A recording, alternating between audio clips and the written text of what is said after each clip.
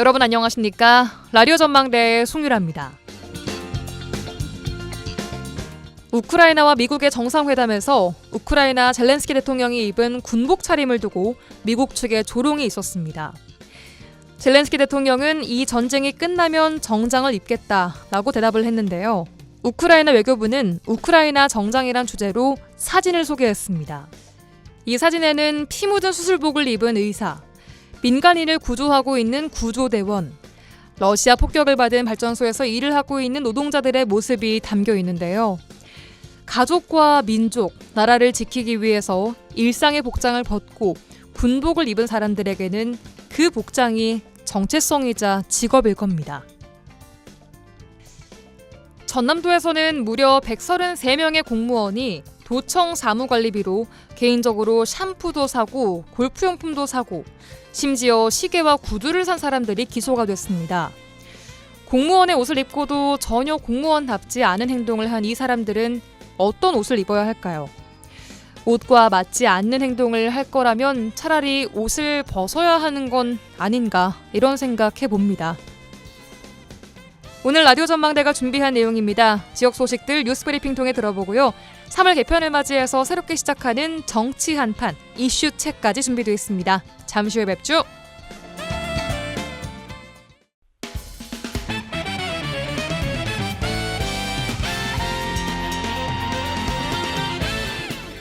라디오 전망대 3월 4일 화요일 순서 출발합니다. 지역 뉴스부터 정리해보죠.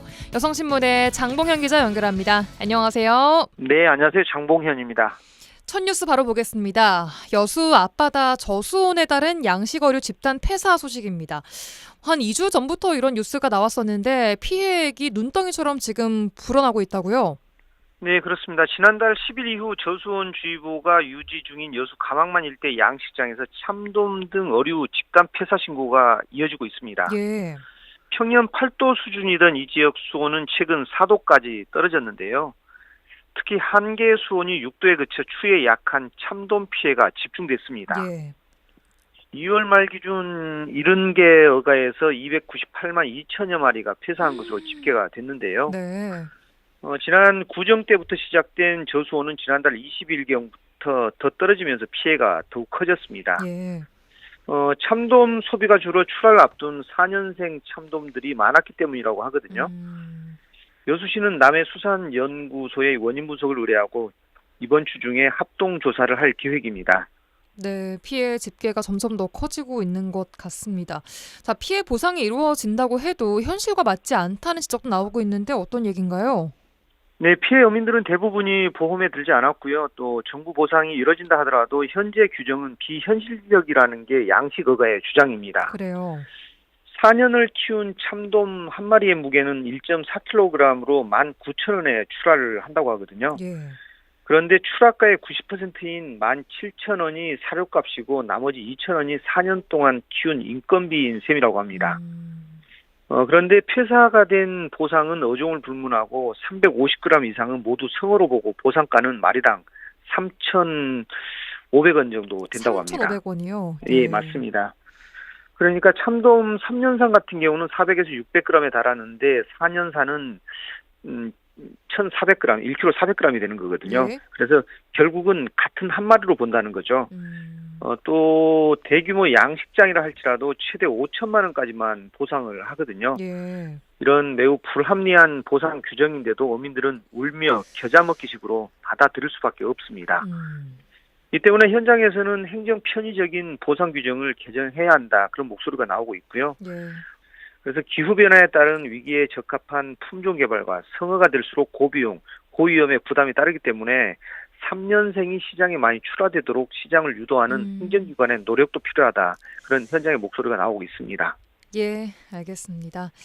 자, 다음 소식은 석유화학 위기 관련 내용이네요. 여수뿐 아니라 국내 3대 석유화학 산업기지인 울산 또 서산, 대산까지 관련 업종 불황으로 인해서 비슷하게 좀 위기감을 느끼고 있다고요? 네, 맞습니다. 여수를 비롯한 이들 도시는 수십 년간 국가 발전에 중추적인 역할을 하고 있지만 최근 중국발 범용제품의 공급 과잉과 중동과 동남아 국가들의 석유화학 시설 가동으로 가격 경쟁력에서 밀리고 있습니다. 예. 더욱이 세계 경기 침체로 수요 부진도 나타나면서 산단 기업들은 재고가 쌓이고 공장 가동률이 떨어지는 등 유아업계 전체가 실적 악화에 따른 위기감을 호소하고 있는 그런 실정이죠. 네. 이처럼 외부 요인에 의한 실적 악화로 업황 위기가 심각해지자 정부는 지난 연말에 석유화학 경쟁력 제고 방안을 발표해 유화업종 간 사업 재편 기반을 마련했습니다. 그런데 장기적인 해결책이 되지 못한다는 게 현재의 지적입니다. 예, 그래서 이들 지역을 산업위기 선제 대응 지역으로 선정해서 고부가가치 제품을 개발한다든지 또 친환경 기술을 도입하는 등의 대응이 필요하다라는 데 한 목소리를 모으고 있다고요? 네, 그렇습니다. 여수시와 시의회는 최근 복합위기에 처한 여수 산단 석유화학 산업을 산업위기 선제 대응 지역으로 지정을 해서 산업 경쟁력 강화 정책을 병행 추진해야 한다고 강조를 했습니다. 예. 김영록 전남도지사도 산업통상자원부에 여수 석유화학 위기 극복을 위한 산업위기 선제 대응 지역 신속 지정과 탄소 포집 활용 저장 클러스터 구축 등 지역 현안을 건의를 했었고요. 예. 울산시와 충남도도 석유화학 산업을 중심으로 산업위기 선제 대응 지역 지정 촉구하는 결의안을 발표하기도 했습니다. 이렇게 선제 대응 지역에 선정이 되면요, 네. 정부의 금융 지원이나 세제 혜택, 또 고용 안정 대책 등의 지원이 가능해지기 때문에 석유화학 업계의 경영 부담을 완화할 수가 있습니다. 예, 석유화학의 위기 관련 대응을 좀 촉구하는 내용 들어봤습니다. 다음은 제22 석영호 침몰 사고 실종자 수색 관련 뉴스입니다. 지난달 9일 사고 발생 이후 3주가 좀 지났는데 추가 실종자 발견 소식은 아직도 들어오지 않고 있습니다. 실종자 가족들이 즉각적인 선체 인양을 요청했다고 하죠. 네, 그렇습니다. 실종자 가족인 A씨는 지난달 27일 국회 국민동의청원에 석영호 침몰 사고의 진상규명, 선체 인양, 재발 방지를 촉구한다고 청원을 했습니다. 가족들은 신속한 선체 인양, 법 제도적 개선, 피해자 가족 지원과 소통 강화, 재발 방지 대책 마련을 요구를 했는데요. 예. 특히 실종자 수색과 증거 확보를 위해 즉각적으로 선체를 인양하고 선체 내부 조사로 원인도 명확하게 규명해야 한다고 촉구를 했습니다. 예. 또 어선 보험 제도를 개선해 선박 소유주의 재정 상태와 관계없이 선체 인양을 하고 민간 잠수부 투입과 같은 긴급 비용을 선제적으로 지원할 수 있는 방안을 마련해야 한다는 것도 촉구를 했는데요. 이번 한 국회 국민동의청원은 30일 안에 5만 명 이상 동의를 얻으면 국회 소관 상임위원회에 회부가 됩니다. 예. 앞서 석영호는 지난달 9일 하백도 331 하백도 동쪽 해상에서 침몰해 수심 82.8m 해저에 가라앉아 있는데요. 전남도와 계약한 민간 구조업체는 이달 하순 해상 기상 상황에 따라 심해 잠수사를 투입할 계획입니다.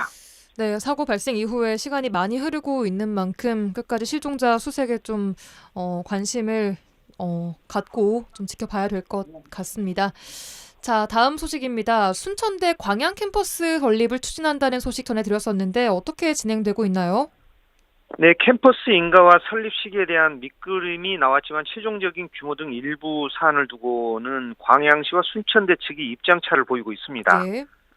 광양시는 최근 국립순천대학교 첨단 소재 광양 캠퍼스 구축 로드맵 수립 연구 용역 결과 보고회를 열고 첨단 소재 부품센터 건립을 포함한 지산학 캠퍼스 건축 또 활성화 방안 등을 논의를 했는데요. 예. 순천대 광양 캠퍼스는 지난 2023년 순천대가 교육부 선정 글로컬 대학 3.0에 지정되면서 본격적인 궤도에 올랐습니다. 기존 5개 단과 대학 제도를 폐지하고 3대 캠퍼스 제도로 개편했습니다. 예. 즉 순천에 본교를 두고 그린 스마트팜, 또 애니메이션, 문화 콘텐츠, 우주항공, 첨단 소재 등 지역 특화 산업과 연계한 R&D, 교육, 고용 모델을 구축을 하겠다는 거거든요. 네. 이 가운데 첨단 소재 관련해서 운영될 예정인 광양 캠퍼스의 첫 단추는 첨단 신소재 연구센터 신축입니다. 연구센터는 광양시 환경사업소 인근에 4,400제곱미터 규모로 오는 2026년까지 완공을 목표로 하고 있고요. 예. 이후 2단계에서는 학생과 재직자 교육이 가능한 전문 인력 양성원을 신축하고 전공 과목과 장비 확충에 나서게 되는 겁니다. 예. 최종적으로는 2028년까지 커뮤니티 시설이나 기숙사 등 편의시설을 확충하고 본부 캠퍼스와 연계를 확대해서 R&D 스쿨, 또 평생교육 스쿨, 창업 스쿨, 코스모스 스쿨 등을 운영할 계획입니다. 예, 앞서 광양시와 순천대 측이 입장차를 보이고 있다고 하셨는데 지금 어떤 걸림돌들이 좀 있는 건가요? 네, 가장 큰 문제점으로는 지산화 캠퍼스 조성 과정에서 지역 산업의 핵심 축이라고 할 수 있는 포스코가 동참을 하지 않았습니다. 포스코나 포스코 퓨처엠의 자체적인 R&D, 인력 양성 시스템과 연계를 해야 경쟁력이 있는데 아직까지 정확한 계획이 없다는 거죠. 예. 또 2028년 이후 완성형 캠퍼스 운영에 대한 구체적인 방향도 없습니다. 지자체 등의 지원만 받고 개교한 후에 유명무실해질 우려가 있는 건데요. 예. 또 순천대와 광양시가 캠퍼스 토지 소유권을 놓고도 이견을 보이고 있습니다. 순천대 입장에서는 기숙사 등 추가 사업을 신청하기 위해서는 토지가 학교 명의로 돼 있어야 하기 때문에 인근 부지에 조속한 이전을 요청하고 있고요. 반면 광양시는 확실한 계획과 추진 의지 등이 제시돼야 시의회 설득 등을 통해 부지 이전 절차가 가능해질 것 같다. 그런 입장을 내세우고 있습니다. 아무튼 순천대는 이번 보고회에서 제시된 의견을 바탕으로 최종적인 로드맵을 작성한 후에 이달 말에 광양시와 광양시의회 등을 찾아서 추가 설명회를 진행할 예정입니다. 예, 여기까지 듣겠습니다. 뉴스브리핑 여성신문의 장봉현 기자와 함께했습니다. 고맙습니다. 네, 고맙습니다. 지역의 이슈를 직접 체크해드립니다. 이슈 체크. 네, 이슈 체커 김지연 리포터와 함께합니다. 안녕하세요. 안녕하세요. 자, 이제 이번 개편부터 김지연 리포터도 이슈 체커로 활동을 하게 됐습니다. 네. 각오 한 말씀 들어볼게요. 지역민들의 목소리 언제든지 듣겠습니다. 많은 제보 부탁드리겠습니다. 좋습니다. 지역민들의 이야기를 이슈 현장으로 직접 달려가서 꼼꼼하게 담아와 주시기를 또 기대하겠습니다. 자, 그럼 오늘의 이슈, 어떤 이슈 체크해볼까요? 오늘의 이슈 체크. 줄어들고 있는 전남 신입생, 그중 여수시의 작은 초등학교 입학식과 또 밀집된 지구의 입학식을 찾아가 봤습니다. 네, 오늘 이제 입학식들을 각 학교에서 다 했죠. 초등학생이 사라지고 있다, 신입생 0명이다 이런 뉴스가 보도가 되고 있고요. 네.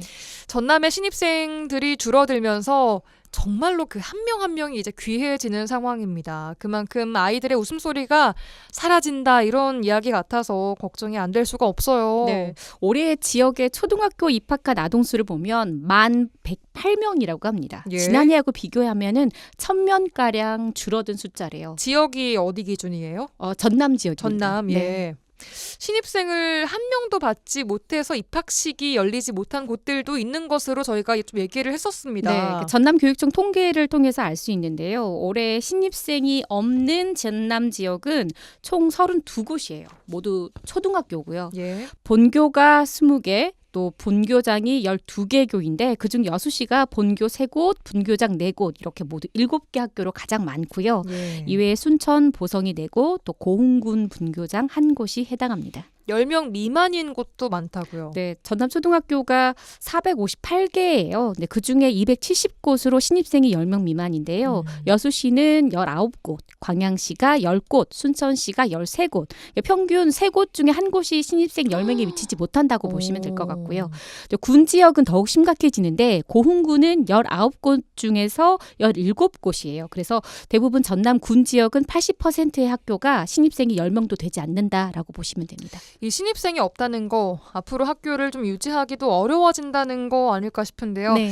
학급 감소뿐 아니라 이제 그 없는 학생이 이어진다면 6년 후에 이제 아예 학교가 사라질 수도 있는 네. 그렇다는 점에서 지역사회 차원의 좀 긴급한 대책이 좀 필요한 상황인 것 같습니다. 학생들이 없다 보니까 벌써 3년 사이에 13곳이 폐교됐다고 해요. 3년 연속으로 입학생이 없었던 고흥 녹동초등학교 시산분교장 경우 마지막 재학생이 딱 한 명 있었는데 졸업을 했거든요.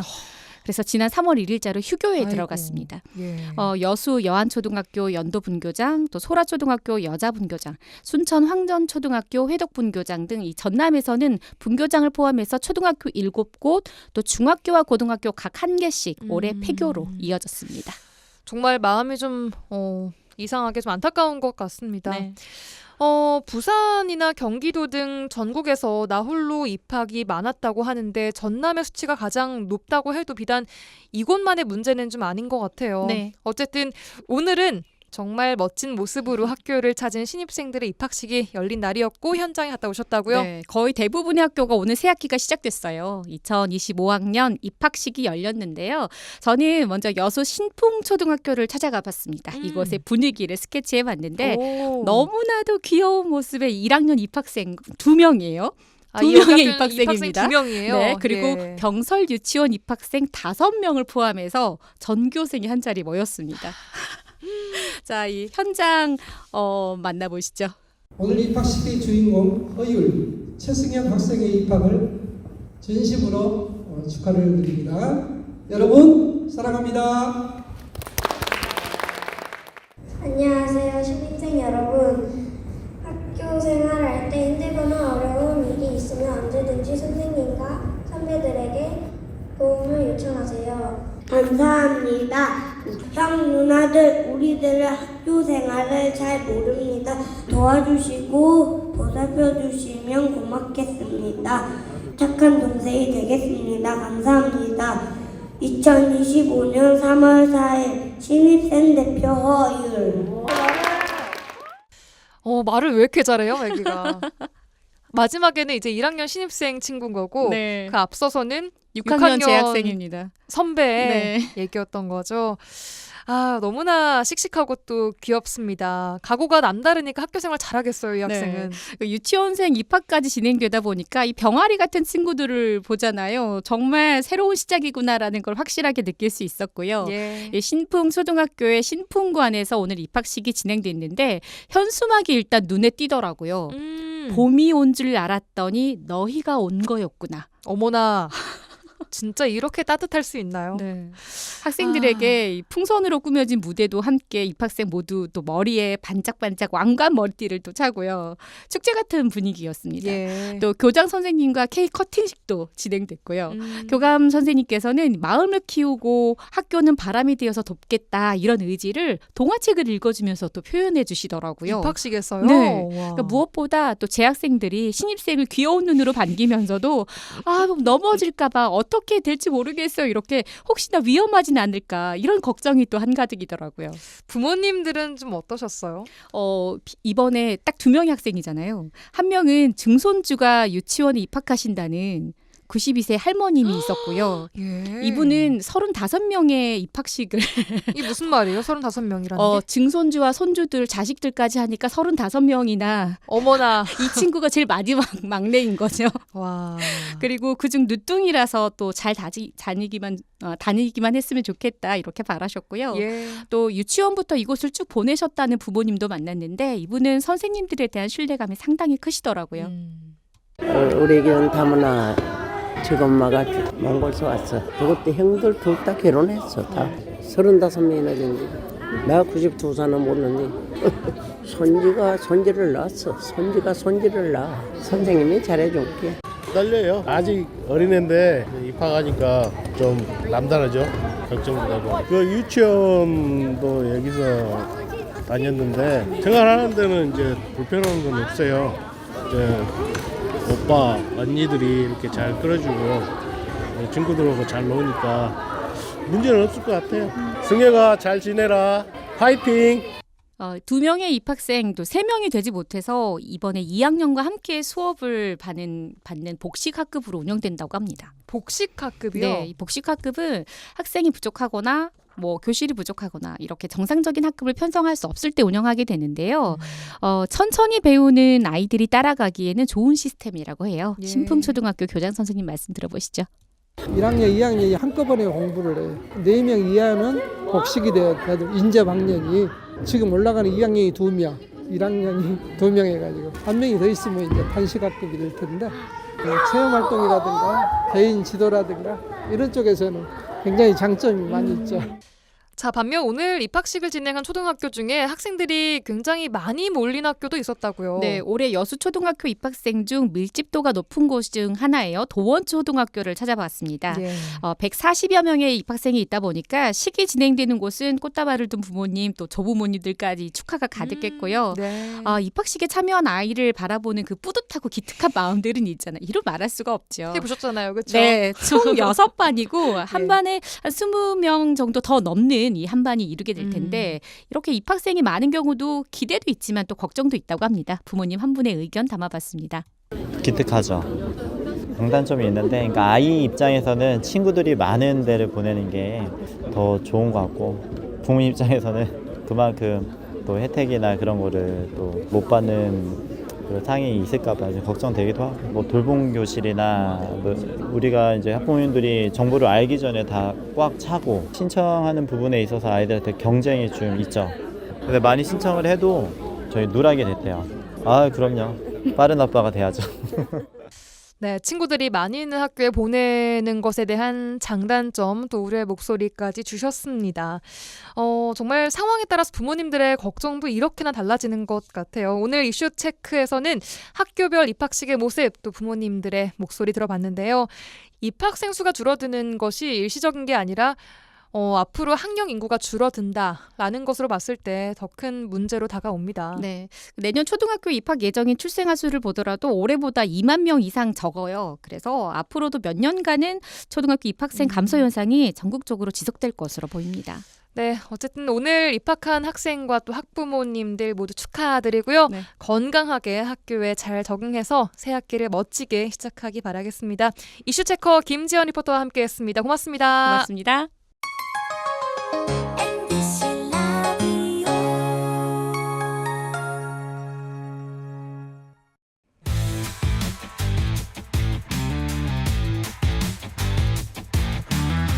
라디오 전망대 정치 한판.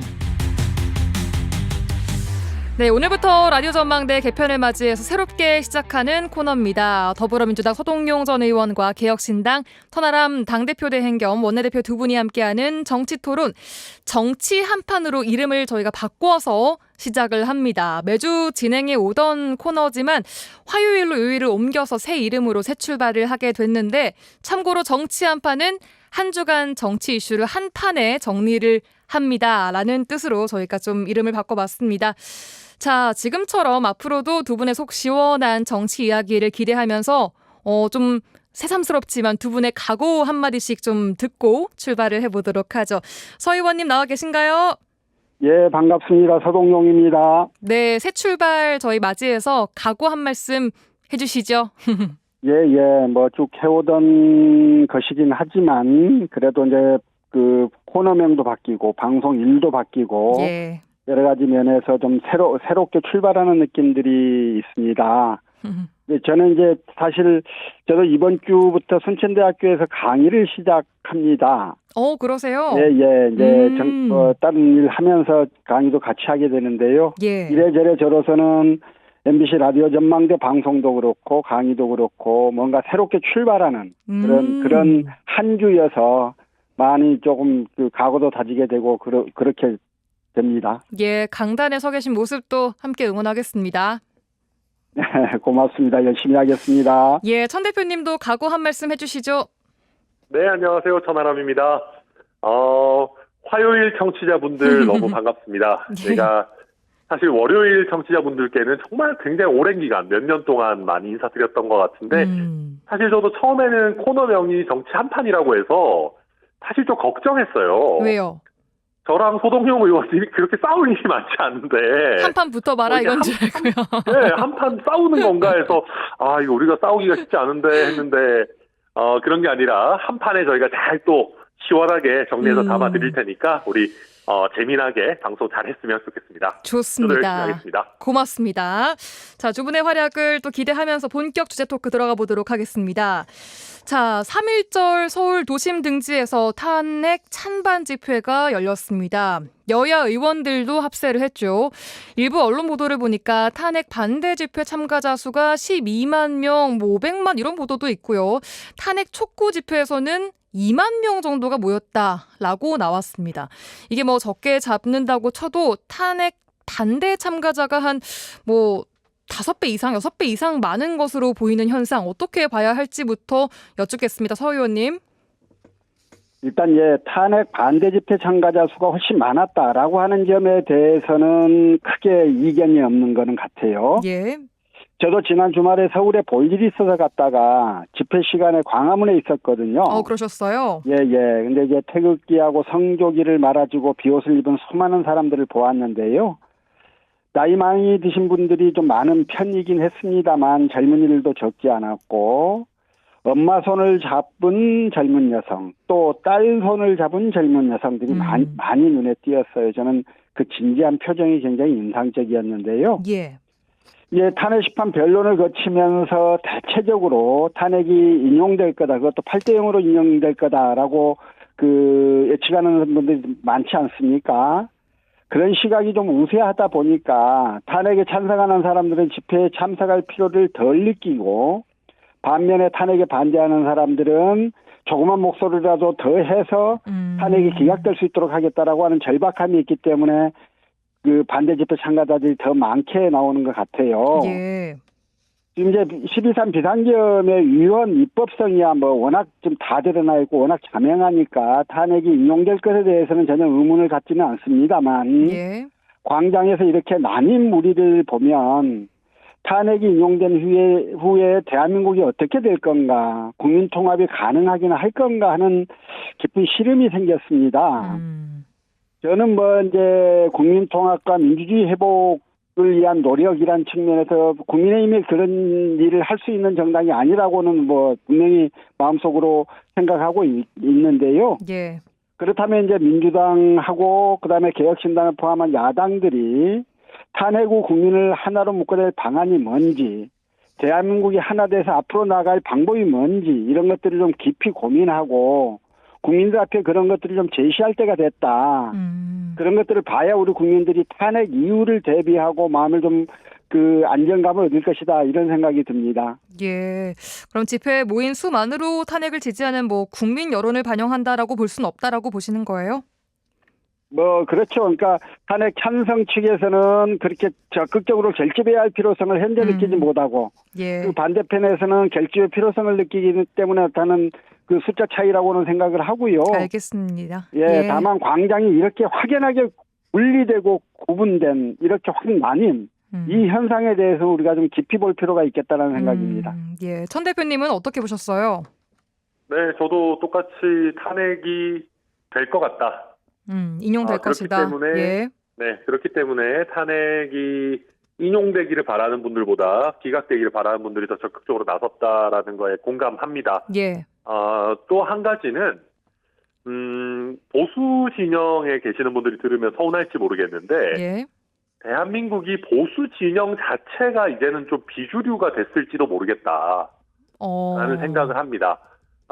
당장 지금 국회의 의석수를 봐도 물론 이재명 대표님은 더불어민주당이 중도 보수라고 하시지만 예. 일반적으로 봤을 때 국민의힘을 그래도 보수 진영이라고 본다면 의석수 자체도 굉장히 차이가 많이 나는 상황이고 예. 또 어떤 예전에는 보수 진영이 어쨌든 언론에서든 사회 세력에서든 정치에서든 모든 분야에서 주류를 자부해 왔다면은 이제는 그렇지 않은 것 같다. 그리고 집회하는 형태나 방식이나 그리고 여론에서 차지하는 비중을 봤을 때 이제는 보수 진영이 어쩌면 굉장히 스스로 소수화되는 좀 약간 사회적으로 좀 비주류의 길을 많이 가고 있는 것 아닌가 그런 생각을 많이 했습니다. 개혁신당은 보수 진영인가요? 저희는 사실 민주당에서 오신 분들도 꽤 많이 계셔서 보수 진보 이런 말 쓰기보다는 남들이 좌우로 갈 때 앞으로 가는 개혁 실용 정당이 되겠다라고 얘기를 많이 해왔는데요. 예. 민주당도 중도 보수라고 그러니까 저희가 민주당보다는 약간 더 보수적인 건 맞습니다. 하지만 비주류까지는 아니다. 네, 그렇습니다. 알겠습니다. 자, 반 이재명 정서가 좀 여전히 크게 작용하고 있나에 대해서는 어떻게 답변 주시겠어요, 서 의원님? 탄핵에 반대하는 사람하고 반 이재명 정서를 가진 사람이 정확하게 일치한다 이렇게 볼 수는 물론 없습니다만 예.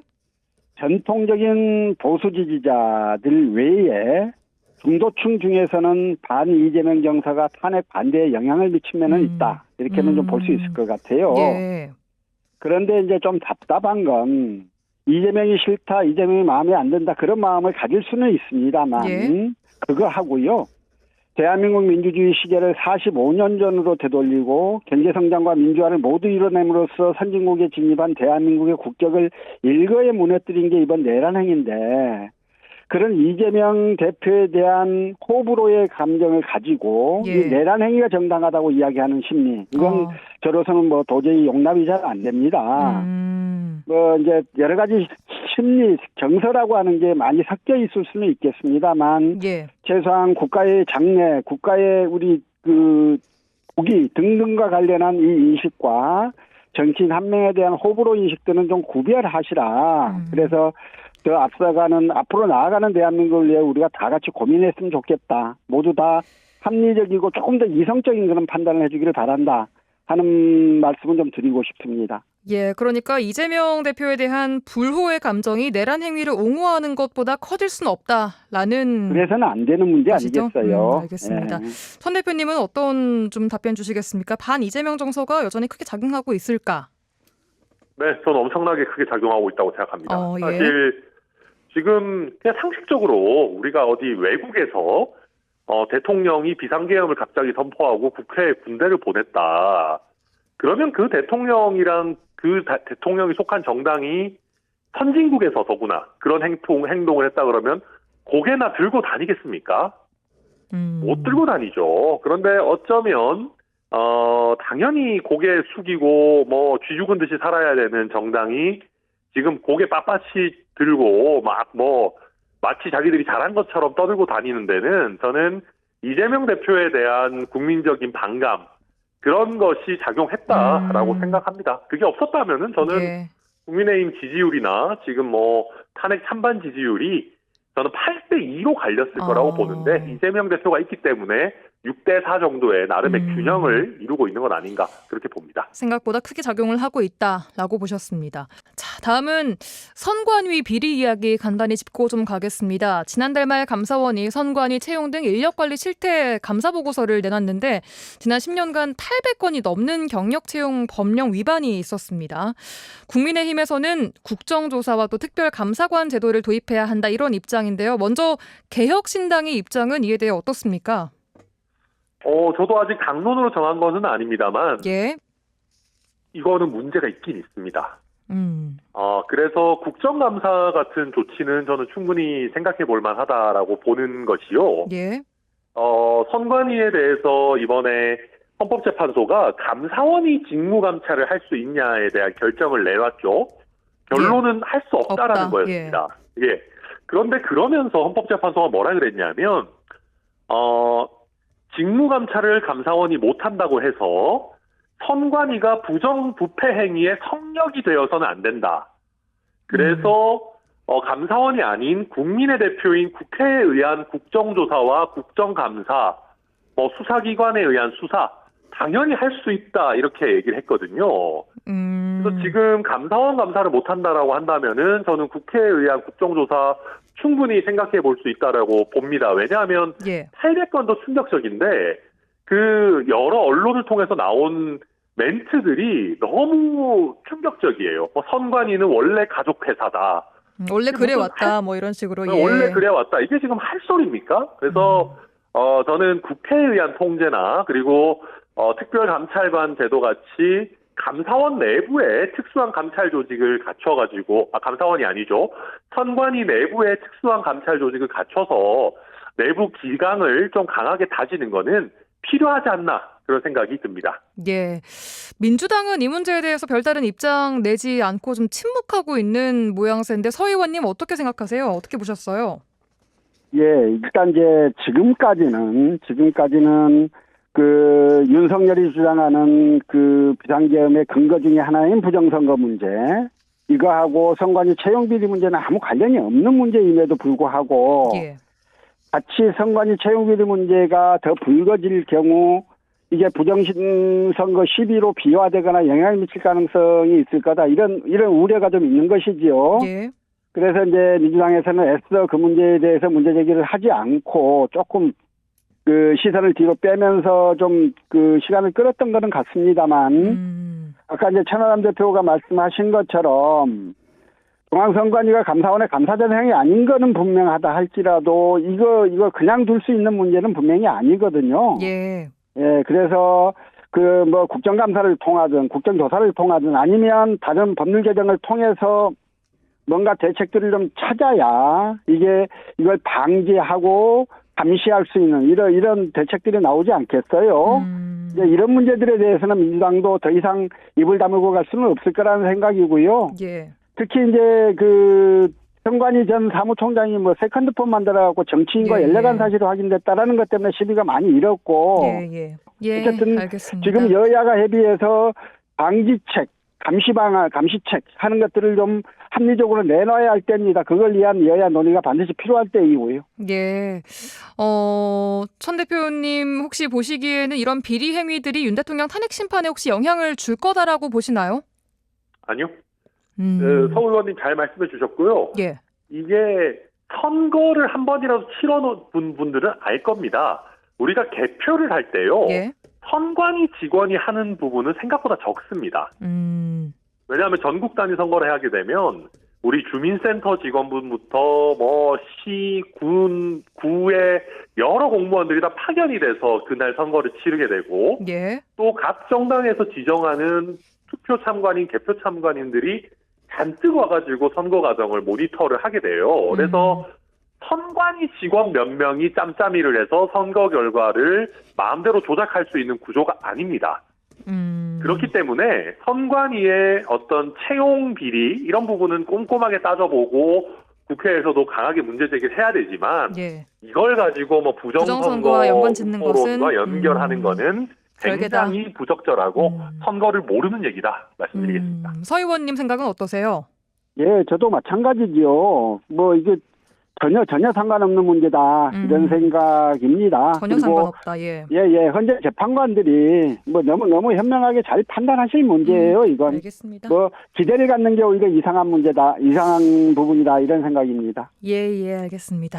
자, 그런가 하면 내일부터 이제 3월 임시국회 기간이 시작이 됩니다. 이번 국회에서 여야가 대치하고 있는 지점이 정말 너무나 많은데 관전 포인트부터 좀 짚어주시죠, 천 대표님. 네, 아무래도 가장 관심 있는 부분은 명태균 특검법 아닌가 싶습니다. 예. 그리고 뭐 조금 더 추가한다면 아마 상법 개정 문제 정도가 이슈가 많이 될 것 같고요. 예. 명태균 특검법 부분, 그 재의결 요구를 권한대행하고 또 재의결이 온다면 예. 특히 친한계 의원들 쪽에서 이탈표가 있을 것이냐. 그게 관전 포인트입니다. 왜냐하면 지금 오세훈 시장 그리고 홍준표 시장 다 어쨌든 명태균과 관련해서 이름이 나오고 있다라고 하고 있기 때문에 거기에서 한동훈 대표는 상대적으로 자유로운 것 아니냐. 그러면 한동훈 대표 쪽에서 다른 유력 대선 주자들을 주저앉히기 위해서 명태균 특검을 받는 것 아니냐. 그런 우려들을 지금 뭐 여권에서는 국민의힘에서는 많이 하고 있는 걸로 보여집니다. 이탈표가 좀 많이 나올 거라고 예측하시는 거예요? 저는 그렇지는 않아 보입니다. 왜냐하면 이런 한동훈 대표가 이런 식으로 움직일 거다라는 예상이 나오면서 오히려 친한계 의원들의 손발이 좀 묶였고요. 예. 지금 어쨌든 여야가 강하게 대치하고 있는 상황에서 친한계 의원들이 그렇게 할 경우에는 한동훈 대표가 이미 어느 정도 좀 곤혹스러워하고 있는 배신자 프레임이 더 강화될 수 있어서 섣부르게는 못 움직이지 않겠나 그렇게 예상합니다. 알겠습니다. 서 의원님께서는 이번 임시국회 관전 포인트 좀 짚어주신다면 어떤 게 있을까요? 일단 2025년 3월이 탄핵 심판도 이루어질 거고 이재명 대표에 대한 선거법 위반 사건 항소심 선고도 있을 거고 탄핵 심판 인용되면 곧 조기 대선으로 돌입할 거고 이런 정치 현안이 엄청나게 이렇게 확 집중적으로 몰려 있는 달입니다. 그렇죠. 이런 정치 현안을 중심으로 해서 여야가 더욱 극렬하게 대치할 것으로 생각이 되는데요. 예.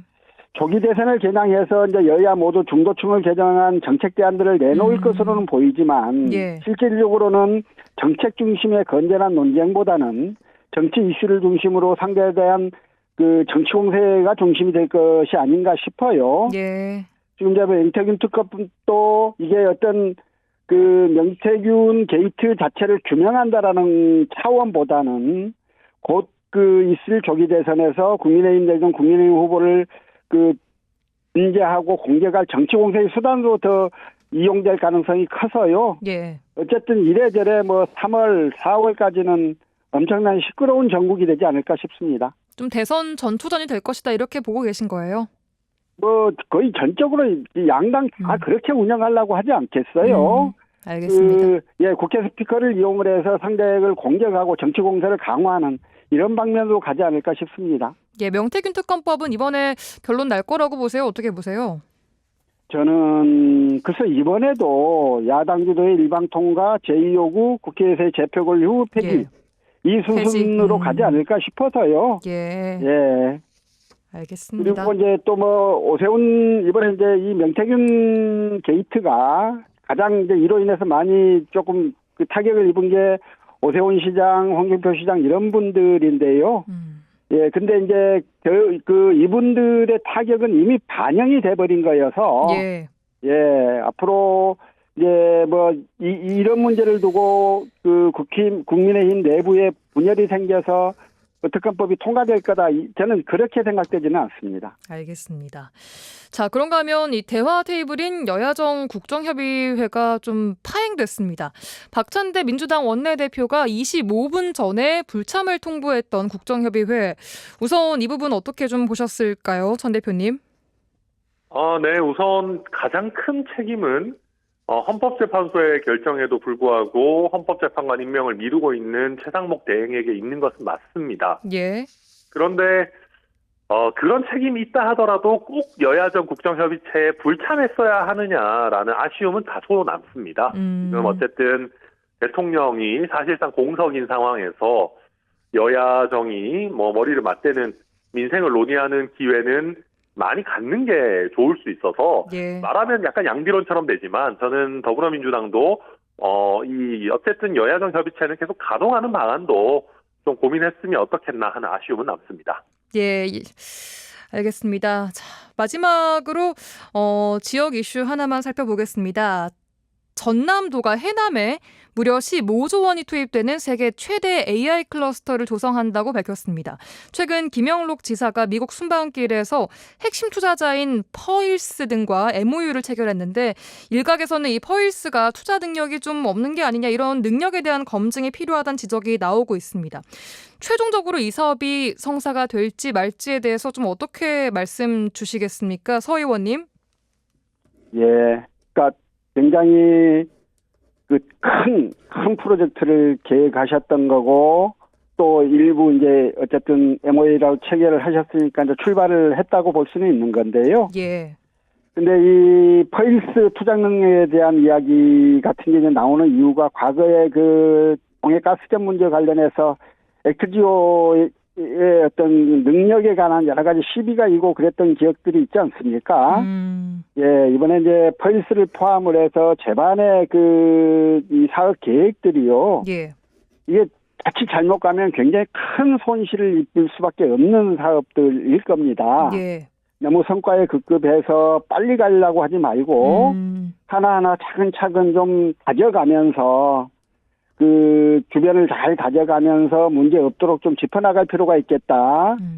그런 생각인데요. 이게 이제 특히 내년 지방선거 또 조기 대선을 앞두고 이게 갑자기 발표된 면들도 좀 있는 것 같아서 예. 그런 부분들에 대한 그 우려도 좀 있습니다. 김영욱 지사도 마찬가지고 해남군수도 마찬가지고 도와 또 해남군을 위한 충정으로 이런 문제를 해 나가실 거라고 충분히 믿긴 한데요. 예. 조금 더 신중하고 조금 더 천천히 조금 더 단단하게 다져가면서 이 일을 추진했으면 좋겠다는 생각입니다. 알겠습니다. 조금 더 신중히 천천히 다가가야 한다. 천 대표님께서는 어떻게 보셨습니까? 네, 프로젝트가 15조 원, 어마어마한 규모니까요. 예. 제가 봐도 조금 내신은 살펴봐야 된다고 봅니다. 다만 전라남도 같은 경우에는 6개월의 시한을 주고 과연 제대로 된 성과가 나오는지를 보고 이제 연장을 하는 형태로 하면서 능력을 검증하겠다 이런 태도인데 예. 저는 뭐 그것도 완전히 잘못된 태도라고 보지는 않습니다. 그래서 뭐 본인의 자금력을 이상으로 뭐 여러 투자자들을 모을 수도 있는 부분이니까 뭐 그런 부분은 한번 뭐 6개월 정도는 지켜봐도 되겠다 그렇게 생각합니다. 지켜봐도 되겠다. 알겠습니다. 자, 마지막으로 여순 사건 유족들과 또 국회의원 등이 김계리 변호사가 여순 사건 기획단에서 해촉돼야 한다 이렇게 주장한 지 일주일이 다 되어 갑니다만 김 변호사 측에서는 아무런 반응이 좀 없는 것 같습니다. 이번 김계리 변호사가 여순 사건 진상조사 보고서 작성 기획단에 포함되어 있는 이번 사안 어떻게 보고 계십니까? 서 의원님. 예. 여순 사건이 어떤 사건인데요. 여순 사건이 그 비상계엄 1호 사건 아닙니까? 예. 근데 그 이번 비상계엄을 통해서 개몽됐다라고 스스로를 자처하는 그런 변호사가 이 여순 사건의 진상조사 결과를 두고 그 사건의 성격과 역사적 의미를 다 정리해야 하는 그 진상조사 보고서 작성 기획단의 일원이 됐다라고 하는 건 너무 슬픈 일이에요. 그래서 김계리 변호사가 자신의 정치적인 입장은 입장이더라도 예. 이 한국 현대사에서 여순 사건이 갖는 역사적 의미, 이 비극적 의미를 좀 잘 파악을 해서 스스로 물러나지기를 바라는데요. 예. 만약에 이제 그렇지 않으면 뭐 이걸 해촉할 수 있는 방법은 따로 없는 것이니까요. 저희가 곧 다가올 조기 대선에서 정권 교체 통해서 예. 이 뉴라이트 계열 또 이렇게 좀 극단적인 그 사관을 가지고 있는 분들 다 좀 정리해서 여순 사건의 진상을 제대로 규명하고 그 기록을 역사에 남기는 그런 그 전체적인 그 틀들을 좀 다시 짜는 과정들이 필요할 거라고 생각이 듭니다. 알겠습니다. 천 대표님께서는 어떻게 생각하세요? 네, 아마 이번 정부에서 아직 어쨌든 최상목 대행 체제이긴 합니다만 김계리 변호사를 해촉하는 결정을 내리지는 않을 겁니다. 예. 아마 뭐 어쨌든 그 지지층 결집도 있을 것이고 어쨌든 또 지금 뭐 탄핵 심판에서 윤석열 대통령을 위해서 뭐 어쨌거나 그분들 관점에서는 열심히 하고 있기 때문에 예. 그러진 않을 것이고 결국은 부적절하다라는 지적을 받으면서도 끝까지 버티는 형태로 가지 않겠나 저도 비슷하게 전망합니다. 알겠습니다. 뭐 강제로 직권으로 해촉할 수 있는 방안은 지금은 없는 건가요? 지금은 뭐 말씀드렸듯이 이제 인사권 자체가 기본적으로는 뭐 위원회에 있고 위원회가 기본적으로는 지금 정부에서 다 임명하는 형태이기 때문에 그렇게 할 수 없을 정부가 것이다. 하려면 할 수 있겠지만 의지가 없겠죠. 알겠습니다. 자, 오늘 정치 한판 첫 시간 여기까지 들어야 될 것 같습니다. 두 분의 속 시원한 정치 이야기 잘 들어봤습니다. 서동용 더불어민주당 전 의원, 천하람 개혁신당 당대표 대행 겸 원내대표 두 분과 함께했습니다. 고맙습니다. 수고하셨습니다. 네, 감사합니다.